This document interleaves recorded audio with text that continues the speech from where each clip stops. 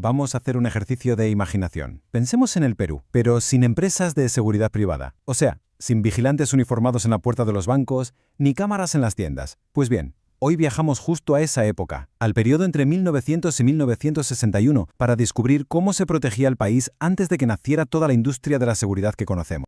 La pregunta clave es esta, ¿no? Parece sencilla, pero la respuesta nos va a desvelar una red bastante compleja de personas y de costumbres. Si no había empresas de seguridad como tal, ¿quién se encargaba de todo? De proteger el dinero, los negocios, a la gente. Esa es la gran incógnita que vamos a resolver hoy. Para entender bien esta época, la verdad es que hay que ponerse un poco en modo detective, sobre todo en los primeros años, de 1900 a 1918, porque nos encontramos con lo que los historiadores llaman un vacío documental, vamos, que no hay registros claros. Por eso, la historia hay que reconstruirla uniendo piezas, como si fuera un puzzle, con pistas que encontramos en periódicos de la época y con la memoria de oficios que hoy simplemente ya no existen. Y aquí tenemos nuestra hoja de ruta. Empezaremos explorando ese vacío inicial, para luego entender cómo funcionaba el monopolio del Estado en la seguridad. Después, bajaremos a la realidad de la calle, descifraremos algunas palabras clave de la época y finalmente construiremos ese puente que nos lleva directos al nacimiento de la seguridad privada. A ver, antes de que existiera cualquier empresa privada, la seguridad era una función exclusiva del Estado. Era su monopolio, punto. Y durante décadas el proyecto fue muy claro: modernizar y profesionalizar a su policía para que ese control fuera total. El periodo clave para entender todo esto va de 1919 a 1961. En esas 4 décadas el Estado no solo se afianzó en su rol, sino que puso los cimientos de la policía moderna. Fue un proceso lento, sí, pero con un objetivo muy definido: que la presencia y la formación de la policía fueran las mismas en Lima que en cualquier otra parte del país. Fijémonos en los momentos clave de esta línea de tiempo. Todo empieza a coger forma de verdad en 1921, con la llegada de la misión de la Guardia Civil Española para reorganizar el cuerpo. Inmediatamente después, en 1922, se da un paso fundamental: se crea la Escuela de Policía para estandarizar la formación. Damos un salto hasta el 58 y ya vemos la especialización con el resguardo aduanero para controlar las fronteras. Y justo al final de este periodo, en 1961, nace la USE, la Unidad de Servicios Especiales, para las situaciones de más riesgo. El camino hacia la profesionalización, vamos, es que es evidente.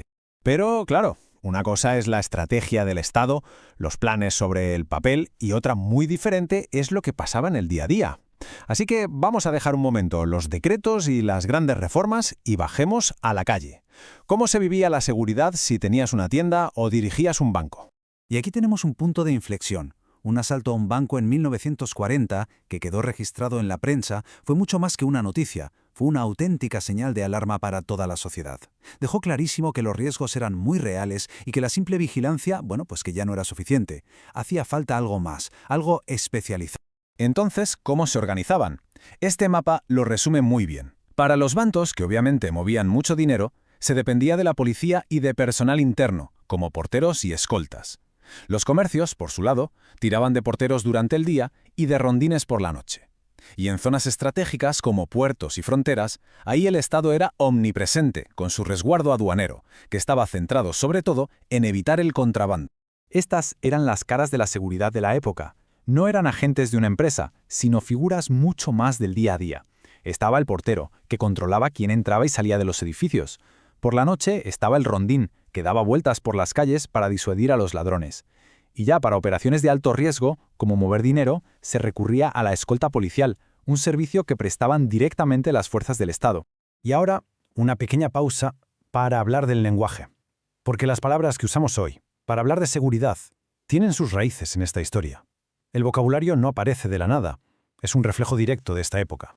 Pensemos, por ejemplo, en la palabra sereno. Hoy en Perú se asocia directamente al serenazgo, a la seguridad municipal. Pero es que su origen es precisamente ese, la figura histórica que hacía la ronda por la noche, cantando la hora y el tiempo que hacía, y sobre todo, vigilando para que todo estuviera tranquilo en el vecindario. La conexión cultural es directa. Resguardo es otra palabra clave. Y ojo, no se refería a la seguridad ciudadana en general. Su significado era muy específico: la protección de los intereses económicos del Estado.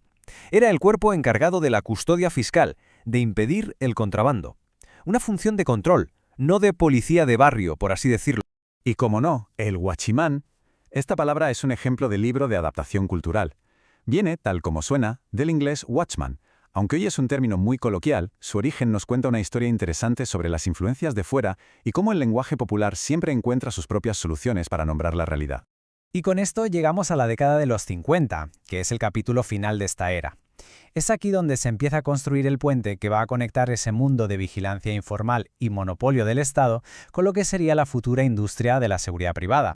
Los años 50 fueron una década de pura transición. El país estaba cambiando a toda velocidad.